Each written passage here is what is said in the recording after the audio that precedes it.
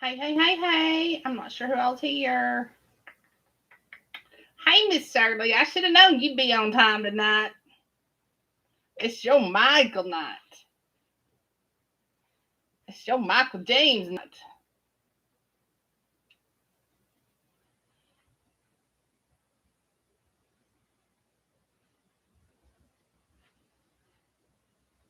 Hey, Bitsy Lou Who. How are you?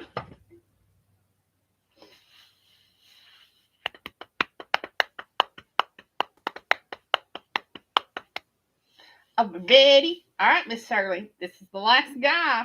Are you ready? Are you caught up? I am not going to play music or TikTok tonight because it's raining and nasty outside.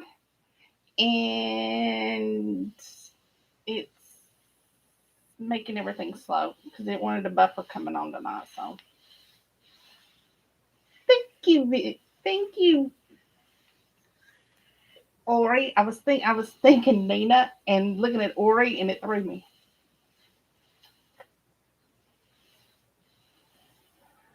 Okay, so this is my new makeup that I've been buying, and I was trying it out tonight to see what it looked like online. I think it looks pretty good.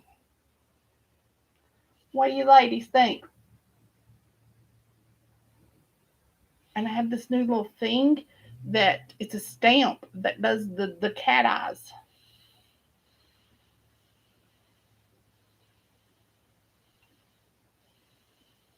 Miss Shirley, did you tell me whether or not you were caught up? I'm caught up through July, I think, or maybe up to July. Thank you, Vincy. I wished it looked as good in person in the mirror as it does on here. Damn. But look, I found a concealer that gets rid of all this yellow under my eyes. Because before I looked like a freaking drug addict or something. Thank you, Nina. I'm just trying to look not 50. I don't have any gloss or anything. I don't have anything handy. But yeah. Ooh, I need to put some of that concealer right through there. That's yeller. Yeah, there's some yellow spots. As long as it's not yellow here. Whew, man, that was bad. You're caught up? I gotta get caught up.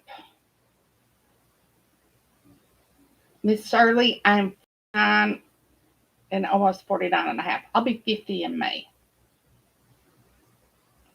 So, and I'm not I'm not trying to brag because but the women in my family they age kind of slow, but all this extra weight that I have makes me feel older when I look in the mirror. I think I would be okay if I didn't have all this extra weight. But you know what? I can't diet. I can't I can't lose weight. I'm seriously thinking about doing the gastric sleeve. Seriously thinking about it. Lord, my eyes look blue tonight. They blue or green? What color are my eyes, y'all?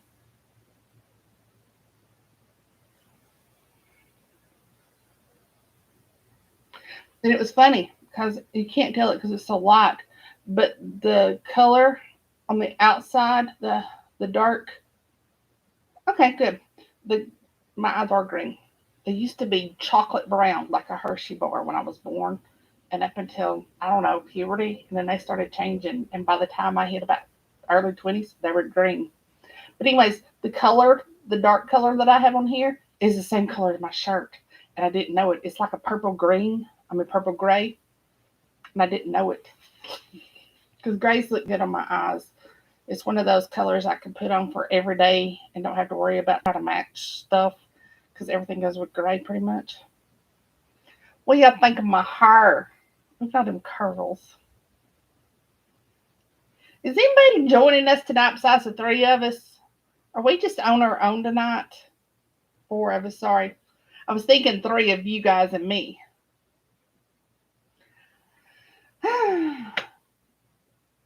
All right, I'm gonna go ahead and get started because it's too crazy talking about me all the time.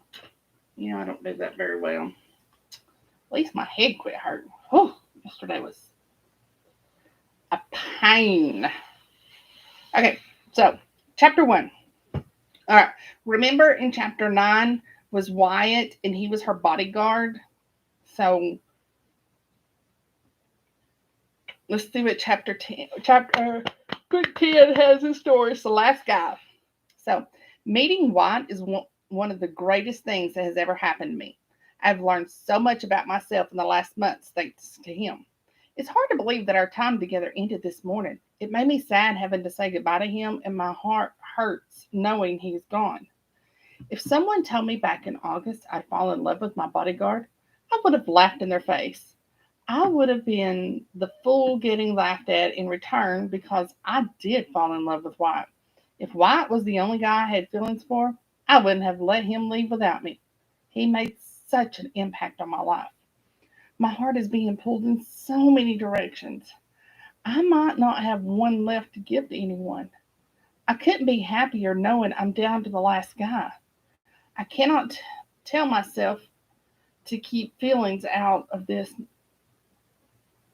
I cannot tell myself to keep feelings out of this next relationship because it hasn't worked out so well for me in the last 9 months. It would be wishful thinking if I wished Adler Vaughn was a complete asshole. I've learned Grams has a very good taste when it comes to finding me a suitable husband. It makes me wonder why she never married herself. Why hasn't Grams found her one true love? If she has, she's never mentioned him to me. I understand Grams is a free spirit and she's always been an independent woman, but there has to be someone out there for her to love. The beautiful October fall weather is setting in. Everything is so pretty in its fall colors. Alaska and I have been outside for her to get some playtime. She jumps on my legs for me to pick her up when Grams comes outside. Care to join me for lunch? Actually, Grams, I'd love to. Wonderful. I can have Katie make us some sandwiches and we can dine out. Whichever you'd like. Or we could dine. Or we could dine out. Whichever you like. It's been a long time since we've been to Red Fox. Lunch and wine. Grams, I like where your head is. I'll meet you in the foyer once you have changed. I'll be quick. After I put Alaska in her kennel, then grab a change of clothing so that I can change really then grab a change of clothing so that I can change really quick. When I get into the bathroom to freshen up, I see how my eyes are slightly swollen from crying when Wyatt left. I cried a lot saying goodbye to him. A huge part of me wished we didn't have to break up at all. I also wished Graham and him still thought I needed a bodyguard so that we didn't have to be apart. Ladies, before we say goodbye tonight, I need to show you my cup that I got, but it's got a secret, so I need to show you afterwards. So,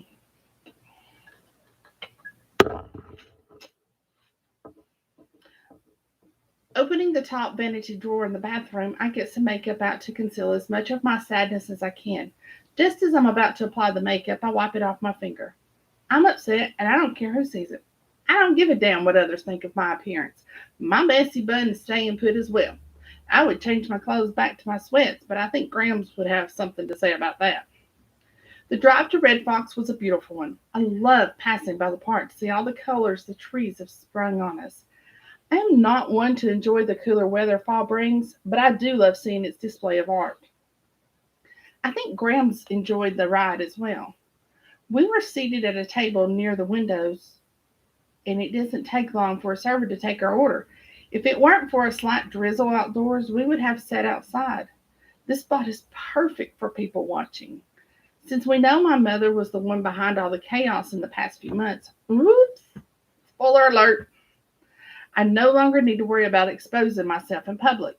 I told Grams about seeing my mother. She wasn't too thrilled that I did. She didn't calm down until she knew I wasn't alone, that Wyatt was with me and he wouldn't allow anything to happen to me. Grams and I had a long discussion about if we wanted to press charges or not. When all of this happened, I was all for getting the person responsible. Then I met her and felt sorry for her. Not sorry as in I felt compassion for her, sorry that she turned into such a pathetic person. There was no need for her to get money the way she did. She could have come to me or Grams like an adult. If Grams wouldn't have helped Cassidy, I would have. What it all boils down to is she's still my mother. I don't want any ill feelings toward her. I don't want to die. I don't want her to die. I also don't want anything from her. There will be no shared lunch or dinner as she asked. No relationship period. I didn't have her as a mother growing up and I didn't want one now. Seeing her for who she is helped me get over the past. I realized in the few moments I did spend with Cassidy that she's toxic. If she were the one to raise me, who knew how my life would have turned out? I was better off without her. What is going through your mind? I was thinking about how grateful I am that you raised me. Who knows where I'd be without you? You know I would never have let my daughter keep you away from me, right? I knew Cassie wasn't fit to be a parent, and I would have fought to keep you if she tried taking you. Regardless of all that, you're a strong woman, Sierra. You would have turned out to be as amazing as you are all on your own. My gut is telling me she isn't sick with kidney failure. Your gut is right. After our discussion, I went to have a chat with my darling daughter. Cassie isn't sick at all. She was playing games with you to see if you'd show any sympathy for her. How do you know that she is done messing with my life then? I took care of it. Do I even want to ask how? I threatened to cut off her monthly allowance and press charges. Jail time didn't sit well with her. The server brings our lunch and refills our glasses. Graham's eyes are on me as I take a bite of my turkey BLT wrap. I use my napkin to cover my mouth as I speak. What? You are different. Do you know that? I swallowed my food. Different how? I'm not sure. Maybe love has changed you. You just have a new glow to your complexion. I've been seeing it for a while now. Whoever you end up with, I hope, never leaves because it looks good on you. Graham smiles and then takes a bite of her lunch. I don't have a clue what she means by having a glow. I don't see myself any differently when I look in the mirror. I do, however, feel differently about my outlook on love. Whoever I end up with, whether it be one of the 10 men or not, I will not settle as I had when dating in the past. The new woman in me sees I deserve a man who doesn't put me on the back burner. The person I choose to spend my life with will walk beside me, not 10 steps in front.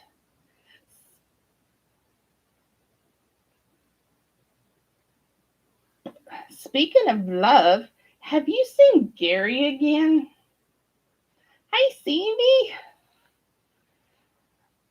I have a few times. He travels a lot. As far as love goes, I think that is out of the question. Grams, the guy is smitten with you. She shrugs her shoulders. I take a sip of my wine, setting my glass back on the table. I study her. I think she likes him. Why are you holding back? You do know it's not too late for love, right? I'm getting too old for that stuff. You are not. Gary and I had a short love affair a long time ago. That ship sailed already. So you once had feelings for him? I did. We were younger. It was around the time your mother left and he was just starting his career. Our timing wasn't good. Vincy, is this voice right? You know better than anybody. You're my director. That's what I told Nina today. She's the producer and you're the director.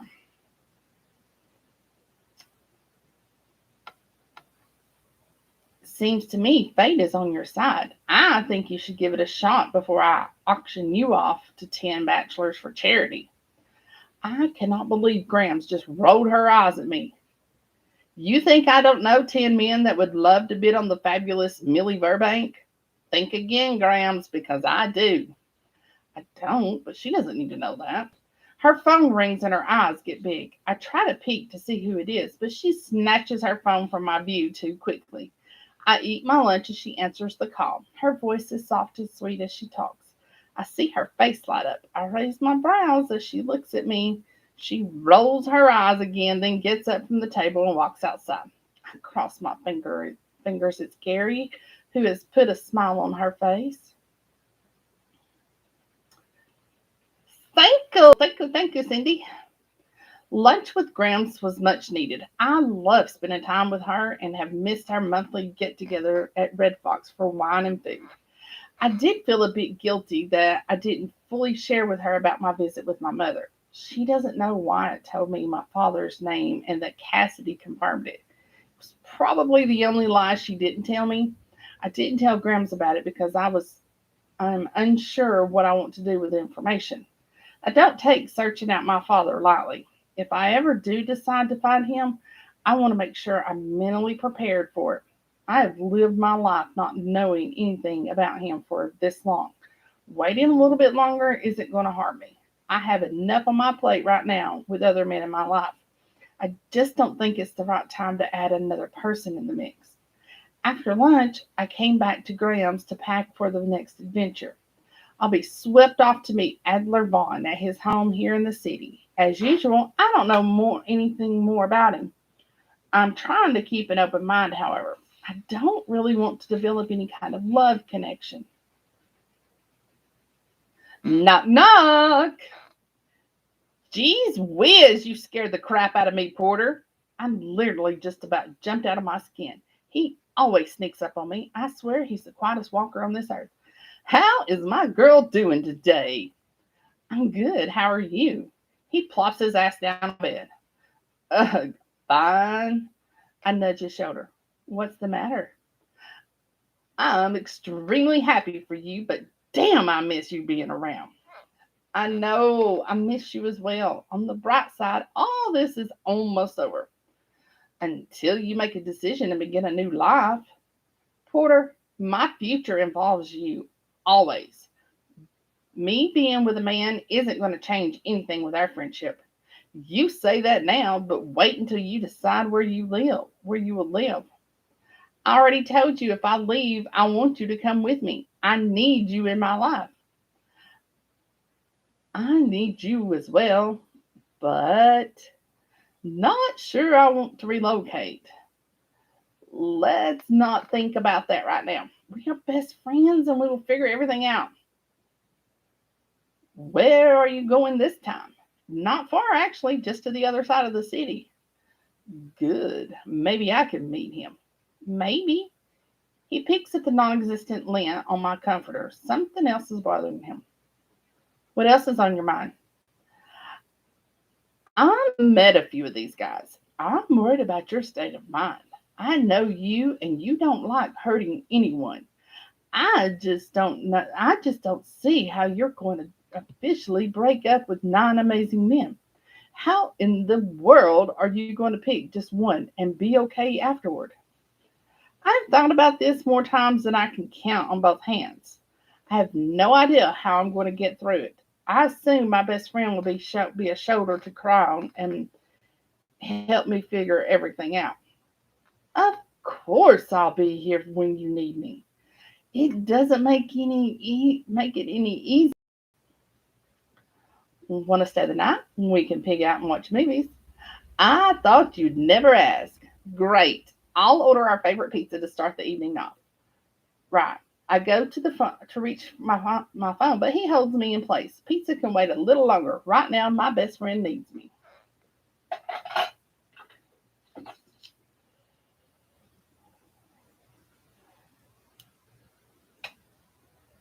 This is, Cindy, this has become my signature color. It's just that it fades so fast.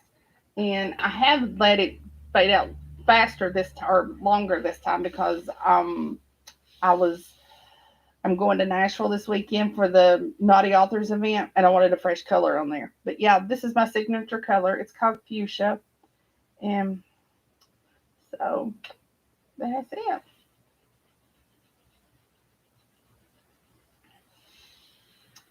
Okay, chapter 2. This morning I woke up ready to go off and meet Adler. Then I said goodbye to Porter and watched him leave with Alaska, and then my heart wished I wasn't going anywhere. I wished I could just snap my fingers and October would be over with. I don't know any magic, so that isn't going to happen. A girl can wish, though. I went to find Grams after Porter left. I wanted to tell her goodbye and that I love her. I only had 20 minutes before a car would drive and take me across the city. When I found her out on the patio, she was wrapped in a fuzzy blanket taking in the morning sun. We only had a few minutes together, but it was enough time to say what needed to be said. She told me I only had to get through one more month. The truth is, I have longer than that. Yes, I'll be done meeting and dating the men, but then comes the real breakups. After I do all that, I'll still have another decision to make. It does weigh heavily on my mind about having a December wedding. I don't know if rushing into a marriage is the right thing to do after spending 10 months dating different men.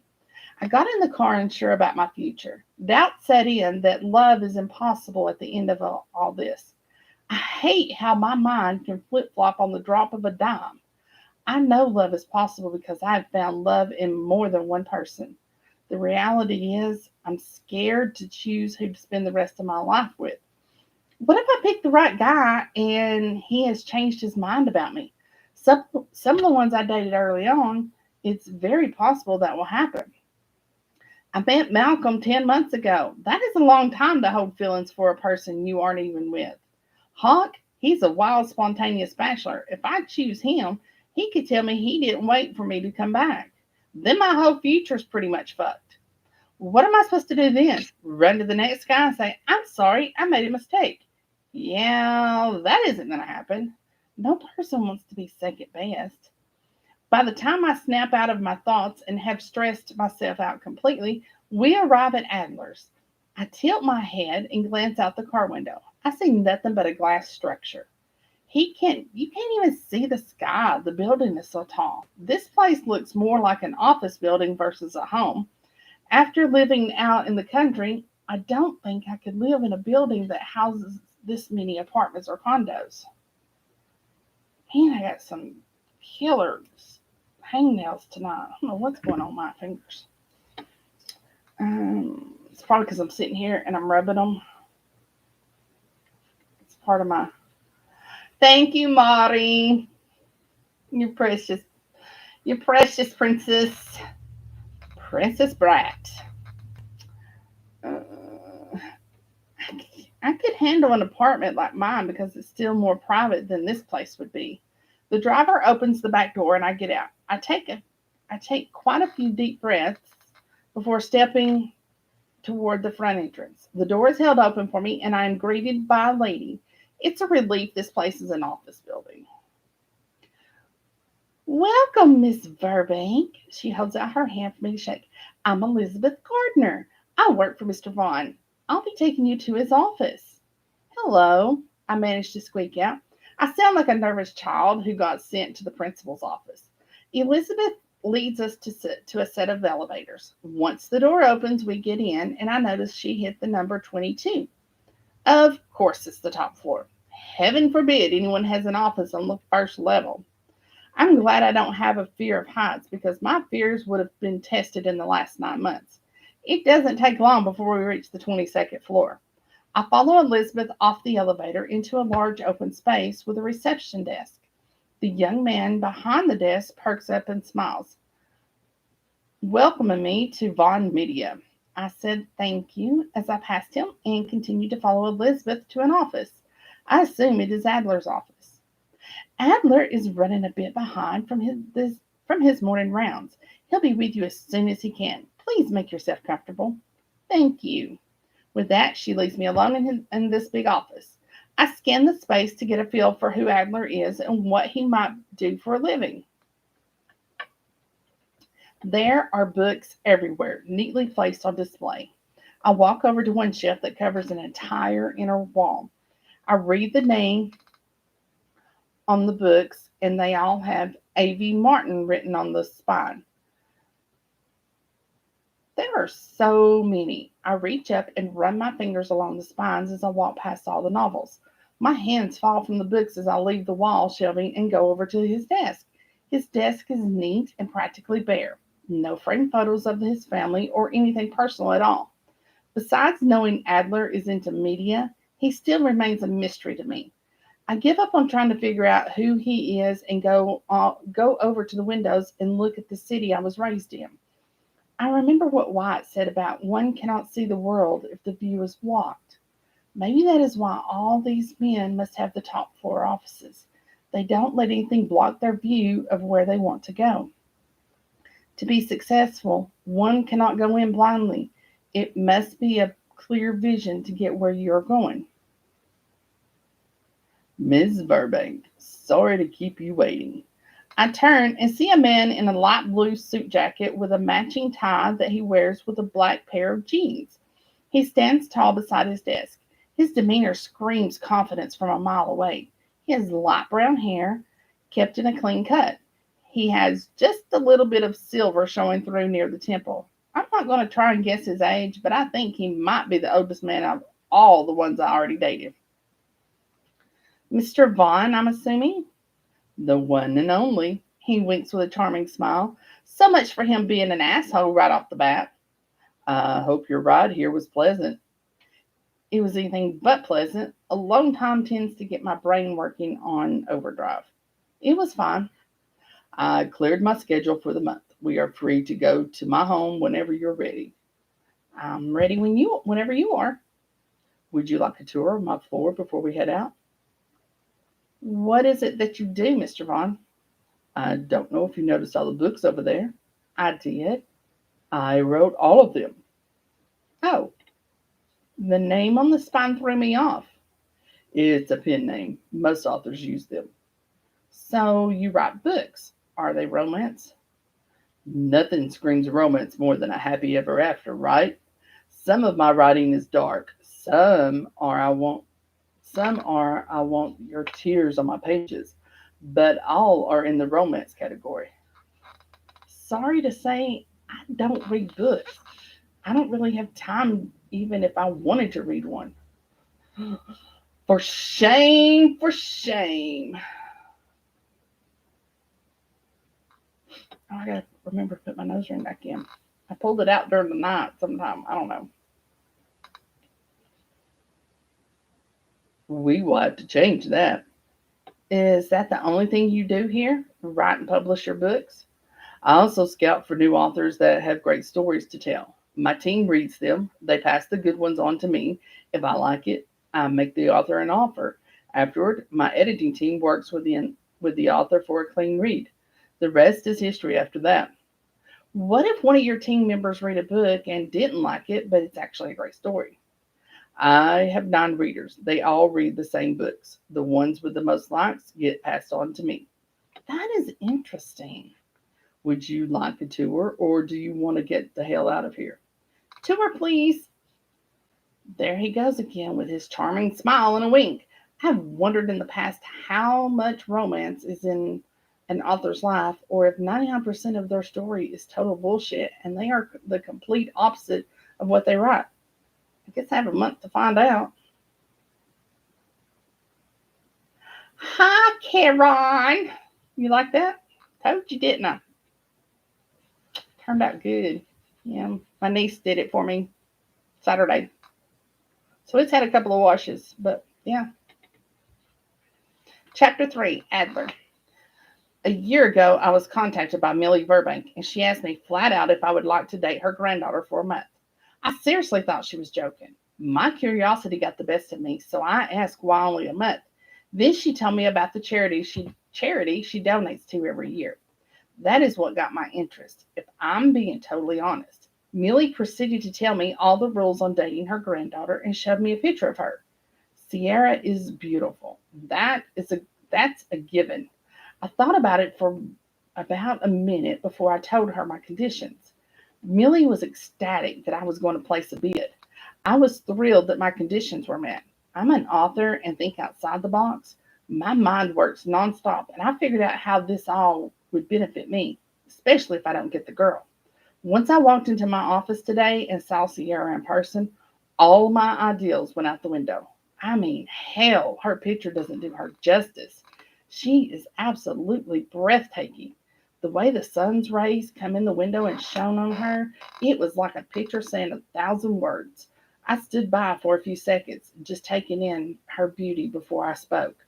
I considered myself lucky to have the privilege to see her outer looks match what lies inside. An entire month to figure that out. I gave Sierra a tour of my floor after a brief talk. I rarely spend time here in the office building, but I try to make it as homey as I can for my employees. My reading team doesn't sit behind desks. I have cozy lounge chairs, snacks, and a nice warm fireplace lit for them. My editing team has the same privileges if they want. It's important for my team to choose where they are most comfortable. The more they enjoy coming to work, the more quality I get out of them. After the tour, Elizabeth told me she had my car waiting for me out front. I generally don't have her do that for me. I'm perfectly capable of walking to the parking garage to retrieve my car on my own. I thought it was a nice gesture, though. My condo isn't that close to my office. I purposely didn't want my home and workspace too close by one another. You can never be too careful when it comes to keeping distance between authors and reading fans. Readers have a tendency of wanting to find out everything they can about their favorite author. My business has many best-selling authors that came to us when others turned them down. I wasn't afraid to publish them when they were a newbie on the scene. It isn't that difficult for fans to figure out where Vaughn Media is located. For some reason, fans think they'll get a glimpse of their author if they come to the office building. They don't know I never sign contracts there. Authors rarely show their faces once I take on their stories. Are we heading out of the city? Sierra is a soft spoken woman. Her voice is calm and soothing. I bet if I were to piss her off, she would have no problem changing her tone. I could be wrong. After all, I just met the girl. I have no intention of finding out if I'm right. Not quite. We're almost there. Have you always lived here? No, I grew up in Kentucky. What made you move here? I came here to get a book published when I was 18. I was turned down by many companies. I felt like I needed to prove who I was, so I stayed. I worked my ass off at a local restaurant, waiting tables while I wrote in my spare time. I saved as much money as I could. After being here for a little over 2 years, I finally got a break. Someone actually wanted to publish my book, the same one that was turned down 2 years prior. I took every dime I made and started up my company. I wasn't about to wait another 2 years. Wow, I see it paid off for you. It did. I was dedicated to what I believed in. How many books do you have written? I lost count a long time ago.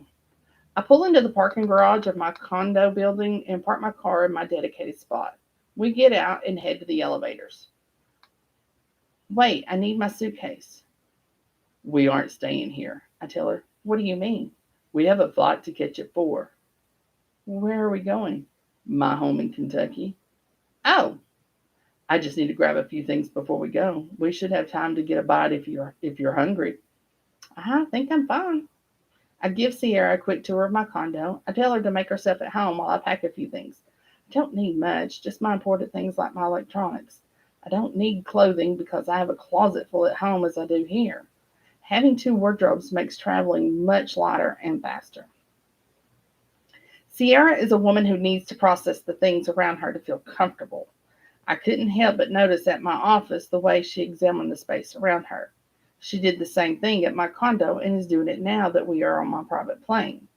I think it's a good quality to have. One cannot be too cautious when in a new environment. I would be a fool if I believed she wasn't trying to process me as well. I'm new to her as she is to me. I'm listening, watching, and learning myself. Body language is a powerful source of information if you pay close enough attention. I reach across the small table that separates us and cover her fidgety hands with mine. Her dark brown eyes peek at me through her lashes. I glance down at my hands holding hers.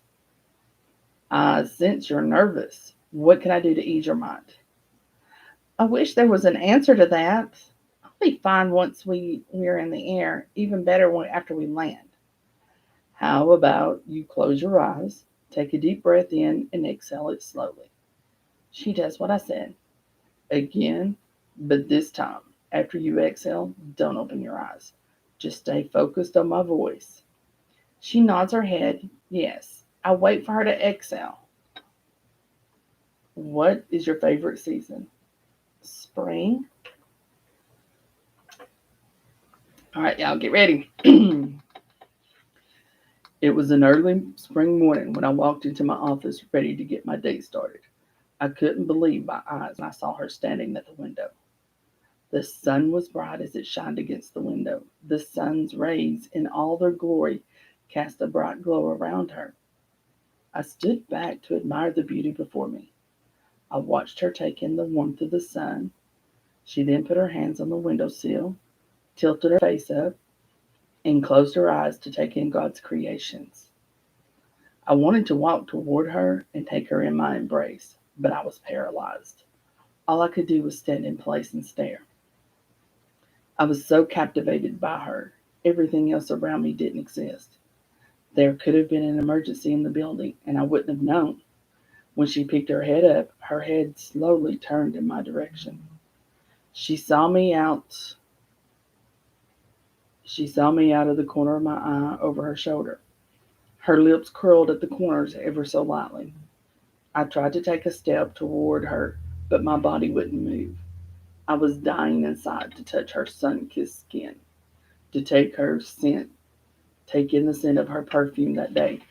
But mostly, I just wanted to gaze into her eyes and have her see me for who I am. That didn't happen though. Instead, she rushed past me as if she were running from a fire. I wanted more than anything to tell her not to run. The words just didn't come fast enough. She was gone. When my body finally stopped betraying me, I was able to walk the rest of the way to my desk. It was there that I picked up the styrofoam coffee cup that my little ray of sunshine left for me. I was upset that she once again left out a word. I had to figure out a way to get her to run toward me instead of away from me. We have been in the air for quite some time. I could have stopped telling Sierra a story a while ago, but much like the guy I was talking about, I couldn't stop myself from taking in the beauty before me. Wow, why did you stop? I didn't want you to fall asleep on me. Why would I do that? I wanted to know if he got the girl or not. Maybe I'll continue to tell the story another time and we'll both know. I'd like that. Would you like a drink? Maybe just some water if you have it. I get out of my seat to get us a drink. Is the story always the easy for you? Oh, is the story always that easy for you? Yeah, I guess. I just let my mind wander and see where it goes. You got my full attention. I would love to read something of yours. When we get to my place, you can pick whichever one you like. Thank you. Sierra and I engage in light conversation the rest of the flight. I try to get her I try to get to know her, but she's holding back a little. I'm excited to learn more about this woman. I just hope she decides to let me in enough so that I can know her on a deeper level. You guys want one more chapter? It's the same color I've been putting on. I don't know. Karen, I will send you the link for mine so that if you can see if you want this, or I think L'Oreal's Fiera has some of the better colors. The next one would be Schwarzkopf. I like theirs. They're all permanent colors. So, chapter 4, Sierra. The way that Adler distracted me on the flight was unreal. Even though my body didn't physically move, I felt myself sitting on the edge of my seat, wanting more of his story. I was slightly disappointed he didn't keep going. Don't get me wrong, our conversation was wonderful, but damn, that story was enticing. He definitely left me wanting more. We landed in Kentucky a little over a half an hour ago. Adler had a car waiting for us when we landed to take us to his home. The ride to his home was gorgeous. All the colors of the trees were remarkably warm and just stunning. It seems fall is happening way too fast. When I was at Wyatt's, it was just starting to change. I bet it's absolutely beautiful there this month. I wish I could see it. I was expecting Adler to have a huge house up on a hill or something like that. I was pleasantly surprised to see his home is a small cobblestone cottage. I will be shocked if there are more than two bedrooms because the place looks that small. It is a really cute place. It almost makes me think of something that would belong in a Hallmark Christmas movie. We get out of the car and there's a fresh chill in the air. You can definitely smell the scent of fall. You don't really get that in the city. The air's pretty much stale there. Adler gets our luggage from the trunk of the car. When he looks at me, I smile. Then I tell him I love his place because I really do. I'm feeling a little giddy inside. I cannot wait to see what is inside. As soon as Adler unlocks the door, he opens it and turns on a light. Stepping inside, my eyes travel all around the place. It really is simple, cozy, and has a warm feeling to it. He brings our belongings inside. I'll get us a fire going. It will be warm in no time at all. It is so cute. Cute, huh? That's such a girly thing to say. He smiles and winks at me to let me know he's joking. I bet all the ladies you have brought here have said the same thing. Maybe they would if that were to happen. Are you telling me I'm the first woman to be here? I am. This is my private place. My condo is a different story, though. I'm glad to know you aren't making yourself out to be a saint. He laughs at my joke. I am far from being a saint. Unless you are a virgin, you are not a saint yourself. I am a virgin. He looks at me as if I have two heads. I can't hold back my laughter. He chuckles. If I were, would you try to corrupt me, bring me over to the dark side? No, I'd respect your wishes and take a lot of showers. So if you're in the bathroom a lot,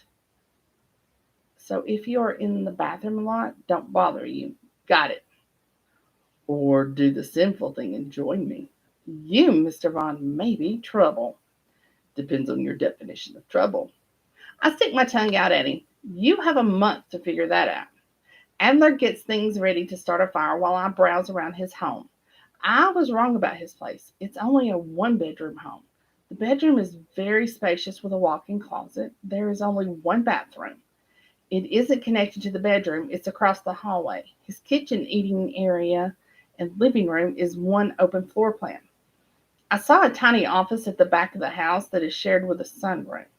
It is there that I saw out into the backyard. It's mostly wooded, but what little yard there is a fire pit and outdoor furniture. Adler's home really is cozy. I wonder why he's never brought a woman here before. What makes me so special to be the first? I have a lot to learn about this gorgeous man. He seems a bit mysterious to me, which is very intriguing. I unpacked my suitcase. Adler was sweet enough to give me closet space. Once I was settled in and Adler got the house warm, he asked me if I would like to go out to dinner. I told him it was too nice and cozy in the house to go out. He seemed fine with staying in. We ordered a pizza, changed into lounge clothes, and made ourselves cozy on the sofa after we ate. I convinced him to tell me more of the story he told me on the plane. I laid across the sofa, wrapped in a flannel blanket, with a bunch of throw pillows behind me. Adler was sitting in the middle with my legs across his lap. I closed my eyes so that I could picture in my mind what he was saying. I could feel the emotions of his characters as they came to life. I'm so relaxed and feel right at home. I can get used to listening to him talk. His voice is calming, and if I'm going to tell the truth, it turns me on. Even if I didn't know what Adler looked like, I'd still want more. Some men can talk and you feel your insides melting just by the sound their voice makes. So much for Adler being an asshole. He's so laid back and nice. I knew back in his office he wasn't going to be a jerk. What boss makes their employees that comfortable at work? He makes them feel like they are working from home. Adler needs to show me another side of him or I'm in trouble. It's going to be difficult to keep my feelings at bay. Adler stops talking. I open my eyes and look at him. You stop at the worst moments. Duh.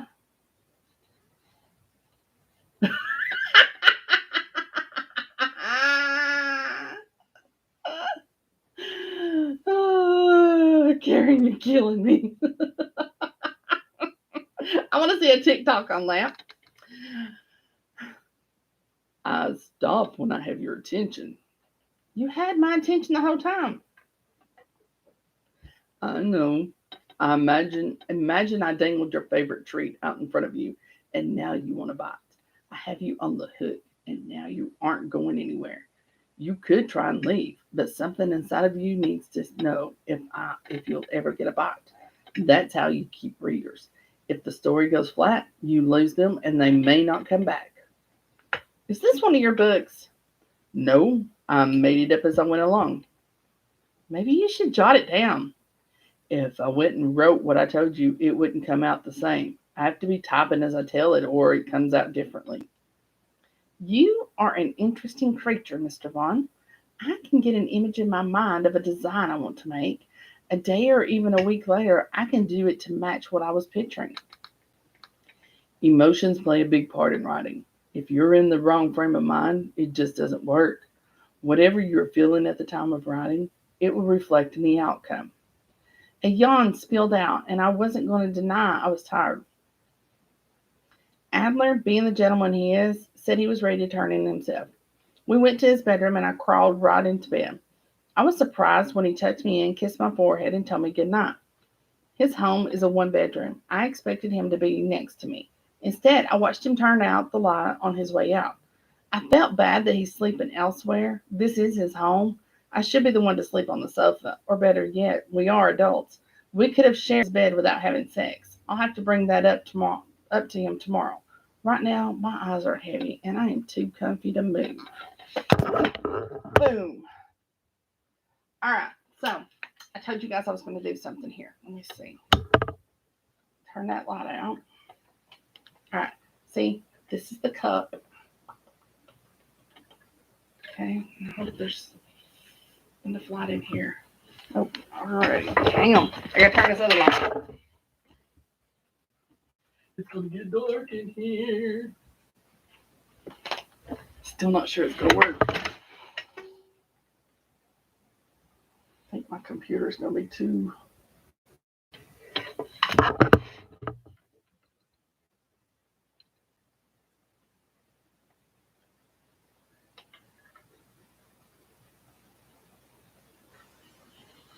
Too much light. Dang it. Anyways, all this white area, there's some images. This isn't going to work that way either. There's some images in there. They're naughty images. There's like a lot of BDSM images. It's so cool. Okay, turn my back on so I can see. Okay, so, all right. So next month, we decide, we get to find out who she picked, right? And then the month after that,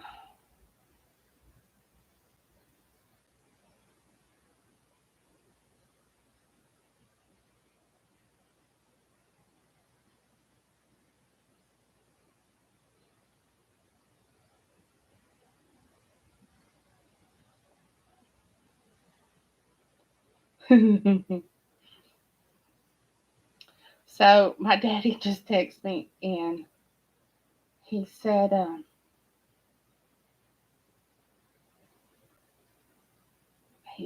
think he's got dementia, but he said he had open heart surgery.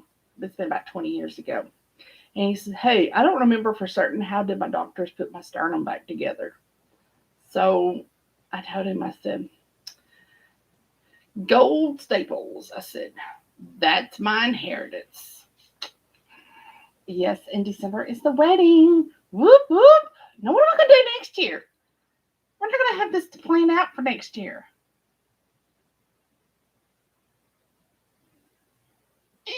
Does everybody have their favorite person now that they want her to end up with? I have like 2 or 3, but I think I have 3 now I want her to end up with. And I could put them in order 1, 2, and 3.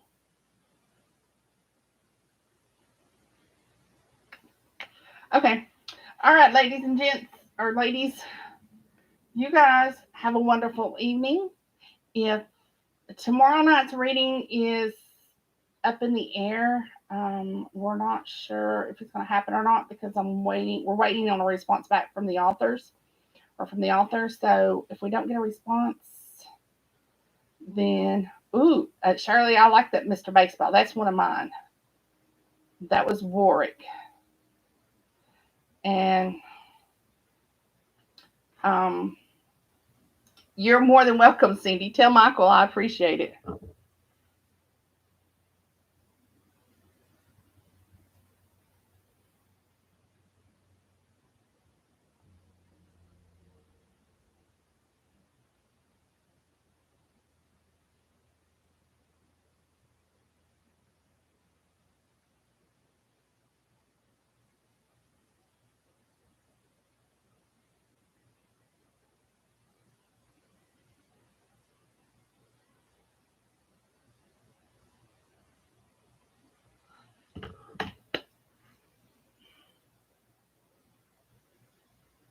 Oh, I am reading it. Okay. So tomorrow night is the Recluse Air by Monique. Monique. I forgot her last name now.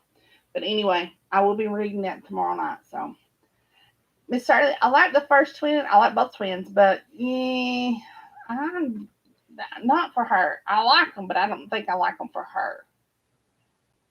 Um, Wyatt is one of my favorites.